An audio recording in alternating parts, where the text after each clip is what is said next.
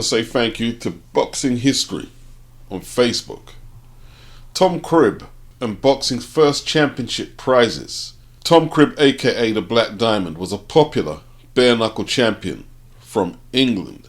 He reigned from the early 1800s until his retirement in 1822. When Cribb retired, he was awarded a belt. It wasn't just any belt, it was a champion's belt of lion skin. The clasps of the belt was made with lion's claws. He was also awarded a silver cup, with which Cribb's backers had presented him as proof of their admiration of his high qualities. Decades later, after Cribb's death, 1848, bare-knuckle champion Tom Sayers was said to have been gifted the belt and silver cup upon proving his mettle. The belt had itself been mounted in silver.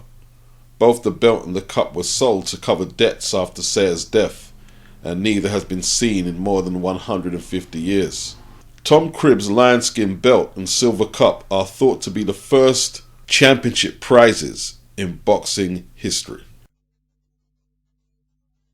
Charlie Mitchell from Birmingham, England, he challenged John L. Sullivan for the bare-knuckle heavyweight title in 1888.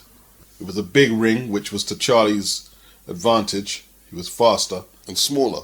After 2 hours of slogging it out, the fight was declared a draw. Charlie was arrested after this fight and had to spend some time in a cell and was fined. This was in France, this fight. This was the second meeting between the two men. Sullivan somehow avoided being locked up. Mitchell came back to England a hero, and his supporters and fans, they made him his own belt. Here's Charlie's belt. You can see the Union Jack and the Star-Spangled Banner, made from British sterling and velvet, and in the center plate to commemorate Charlie's performance. Charlie often faced men who were bigger than him, and Sullivan outweighed him considerably. In 1889, which I would say is the last major bare-knuckle clash before the Queensberry rules became the more prestigious option over bare-knuckle, Jake Kilrain challenged John L. Sullivan. The fight was fought under the old London prize ring rules, which meant a fight to the finish. There was no limit to the number of rounds that could be fought. No judges. Under these rules, fights ended when one man could no longer continue, either by being counted out or he simply couldn't carry on. Rounds were not timed. They only ended when one man went down, and as such, they could be much longer than the modern day 3 minutes, or much shorter. Rest periods between rounds were 30 seconds, not 60. The bouts were fought on turf instead of the modern day boxing ring, though the space in which the fights were conducted were roped off in a similar fashion to the Queensberry rules. Sullivan and Kilrain went 75 rounds, lasting 2 hours and 16 minutes before the matter was resolved. Sullivan was declared the winner and still champion. The bout took place in Richburg, USA. Jake Kilrain was also the recipient of a belt that a journalist had made for him before he challenged Sullivan. Of Sullivan feeling left out, where's his belt? Eventually, a belt was made for Sullivan. 14 karat gold, 397 diamonds that spelt his name. It was later sold at an auction for $55,000, which they said was pretty cheap. The belt cost $10,000 to make. In 1891, the National Sporting Club was formed in Covent Garden, London.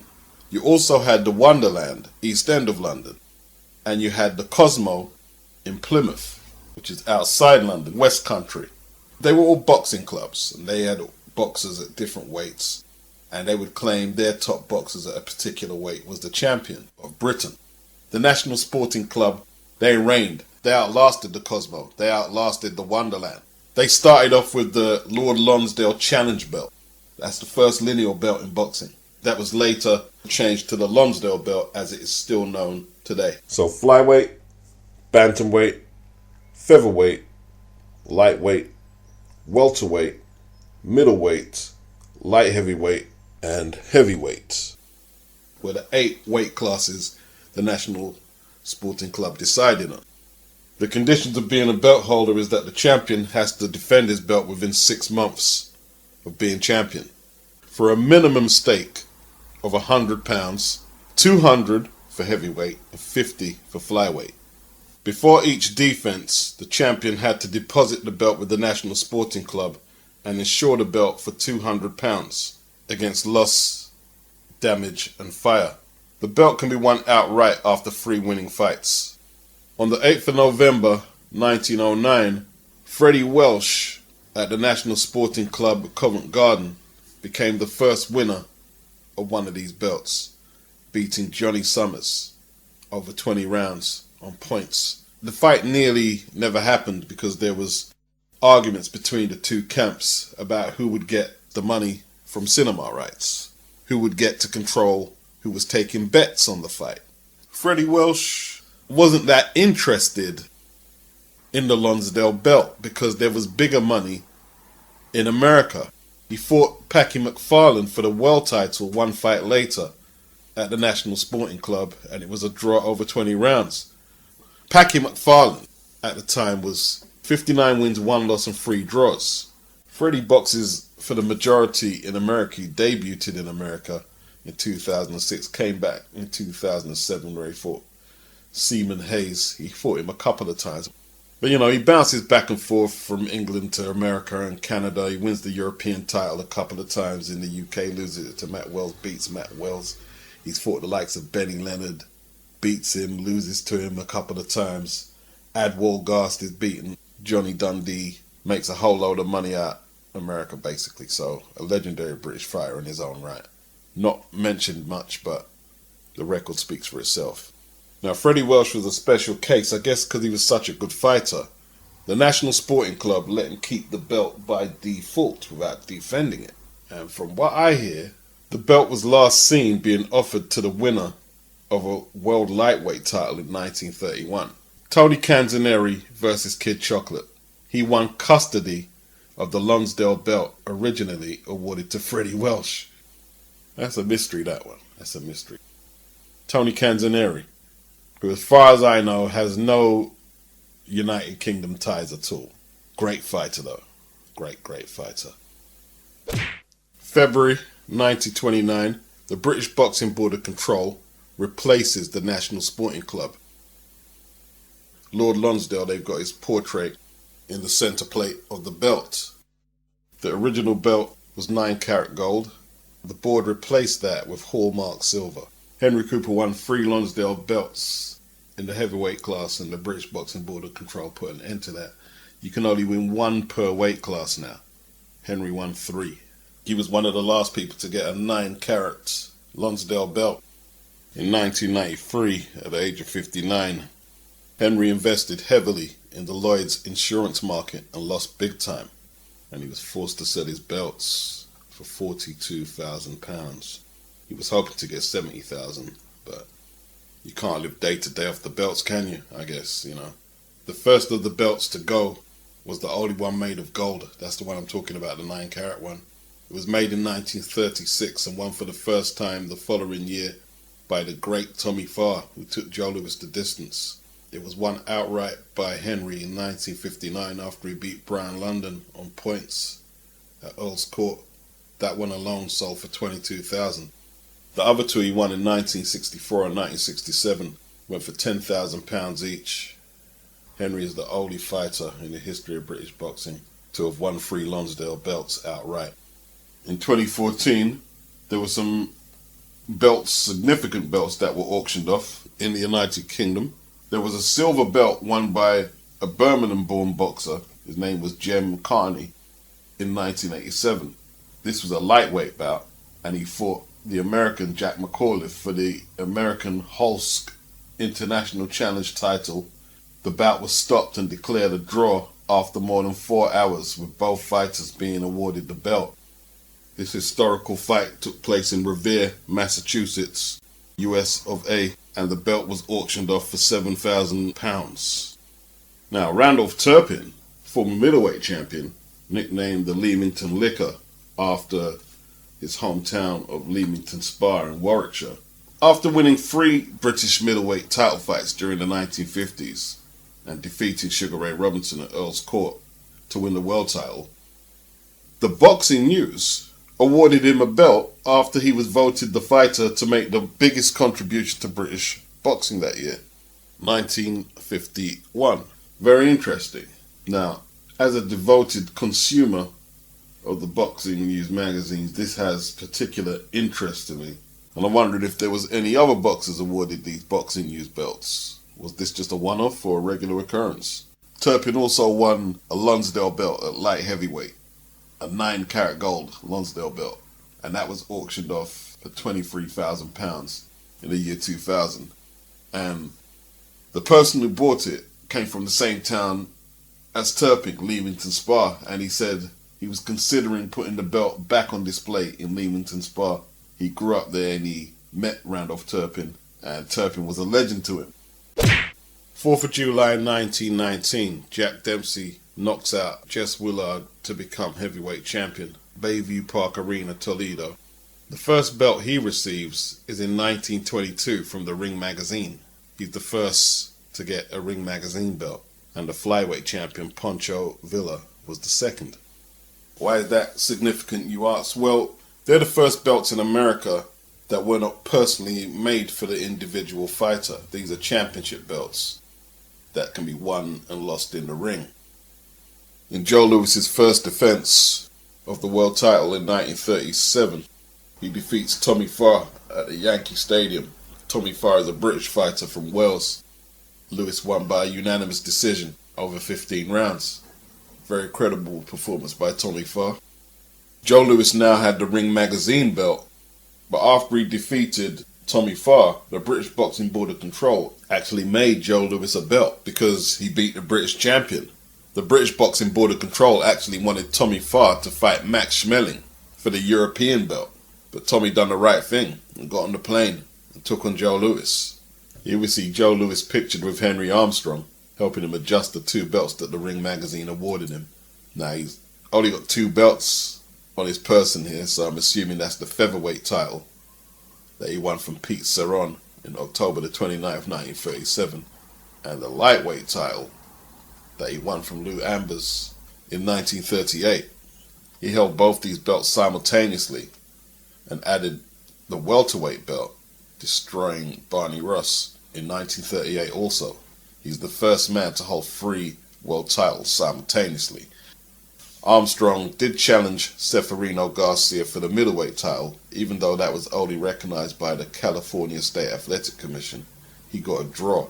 He weighed in for that fight at 142. Seferino Garcia, he weighed in at 153. The Ring magazine did not recognize Garcia as a Ring magazine champion. This was on the 1st of March 1940 at the Gilmore Stadium, Los Angeles, California. Ezzard Charles became world champion in 1949, outpointing Jersey Joe Walcott, after Joe Louis retired as heavyweight champion in 1948. Now, there is a considerable amount of press who don't recognize Ezzard Charles as champion. The New York State Athletic Commission, they don't recognize him. Europe doesn't recognize him. They try and make their own bogus belt. The press, they're not convinced. When he fights the likes of Pat Valentino defending his belt, only 6,000 people turn up. Ezzard defends his title against Gus Lesnovich. The New York State Athletic Commission do not recognize the bout. When he finally beats Joe Louis, who comes back in 1950, then he gets the recognition that he deserves as full heavyweight champion. Around this time period, the New York State Athletic Commission drift out of boxing. They resurface when Joe Frazier beats Buster Mathis in 1968 at Madison Square Garden for the vacant title. This is a response to Muhammad Ali being stripped of his belts because he was in opposition to the government with his stance on the Vietnam War. So the New York State Athletic Commission were being very opportunistic in trying to create a successor, a champion in Ali's absence. Another key player in an attempt to find a successor to Ali was Jimmy Ellis. In 1967, he fights an elimination bout to qualify for the WBA tournament in Ali's absence, and he wins that by TKOing Leotis Martin in 9. He outpoints Oscar Bonavena, floors him twice. The iron-jawed Bonavena floored by Jimmy Ellis twice. Big upset. Not so much the victory, but the way he did it. Outpoints Bonavena over 12. He becomes champion by outpointing Jerry Quarry, defends the belt against Floyd Patterson in the same year. Jimmy Ellis is recognized by 41 states in the USA and many other countries as heavyweight champion of the world. Well, what about the other 11 states? Ali was recognized in all 52. So Joe Frazier is world champion, according to the New York State Athletic Commission. Jimmy Ellis is the WBA champion after winning the tournament. In February 1970, the two of them meet to unify the titles. The WBA belt, which has been inactive since Ali was taken out of the game through politics since 1967, is back in play. Joe Frazier, in one of the most savage displays of left hooking in boxing history, nearly decapitates Jimmy Ellis in there. Somehow, he gets off the canvas from some brutal knockdowns, but Angelo Dundee wisely doesn't allow him to come out for the 5th round. So Frazier, New York State Athletic champion, WBA champion, WBC champion. Public is still not happy though. In this edition of Boxing News in 1968, the British Boxing Board of Control still recognised Muhammad Ali as the world heavyweight champion and not Joe Frazier. Ali comes back in 1970. In 1971, he challenges Joe Frazier. In a classic fight, Ali is put on the canvas in the 15th round and loses a unanimous decision. And Joe Frazier is finally recognised, not only by the British Boxing Board of Control, but by the whole of America and by the world as undisputed heavyweight champion. But let's rewind it back a little. Like I say, the New York State Athletic Commission, they go missing around 1949, 1950. Around that time period, they don't resurface until 1968 with Joe Frazier. Rocky Marciano retires with a perfect 49-0 record. His last defense was against Archie Moore at Yankee Stadium, the Bronx. 9th round knockout. Marciano was on the canvas himself in the 2nd round. It's a great fight. He retires in 1955. Lineage is broken. Floyd Patterson takes up the slack in the 30th of November 1956 and knocks out Archie Moore for the vacant heavyweight title. Patterson made 4 successful defenses, lost the title in 1959 to Johansson, won it back in 1960 against Johansson. That fight was for the NBA title. They started sanctioning fights again. In his next fight, the rubber match with Ingemar Johansson, which he won by a KO again, that was sanctioned by the WBA, which is basically the NBA with a name change. So the first WBA world champion is Floyd Patterson. Patterson holds the belt until 1962, when he's ruthlessly dispatched by Sonny Liston in 1 round. And then in a rematch, 10 or 11 months later, the same thing happens again. Liston knocks him out in a round. The WBC was formed in 1962, and originally, the champions were awarded trophies in the shape of a globe. But during the 60s, they started awarding their champions with their first set of belts. They were black leather or satin belts with a silver medallion with the weight division written on it. Let's go back to 1949 briefly.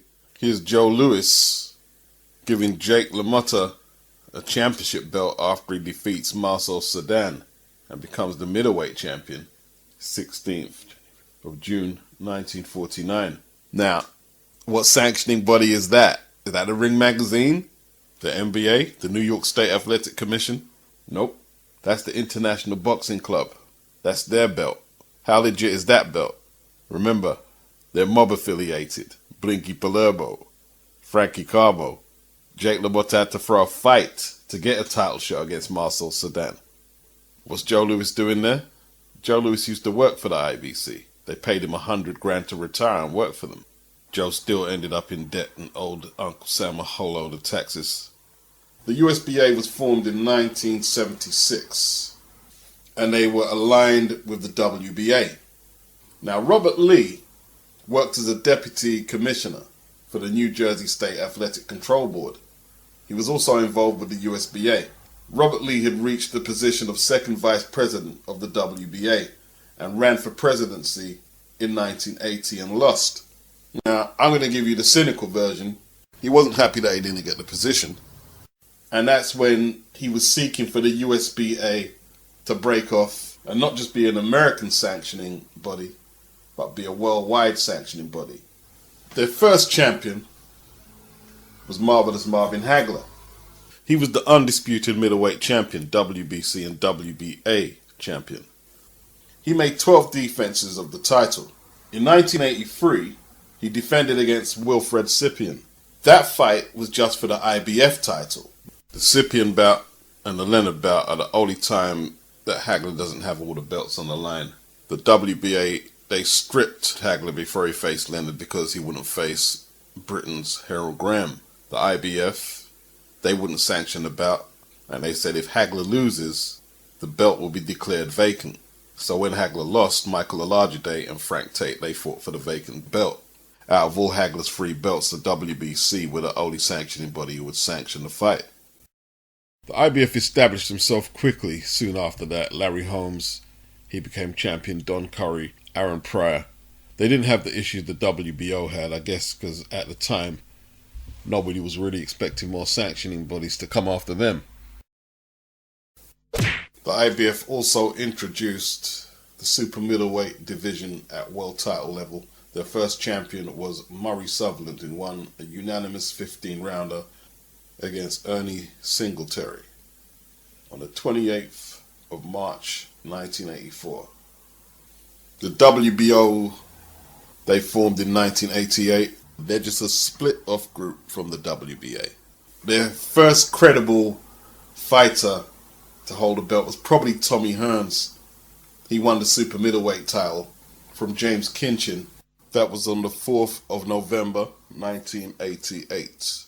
They didn't really have much stock in America, like saying on the Wikipedia page. Francesco Damiani, he fought Johnny Duploi for the heavyweight title. Damiani won a silver medal at super heavyweight in the 84 Olympics, and Johnny Duploi was just an okay South African fringe contender, let's just say.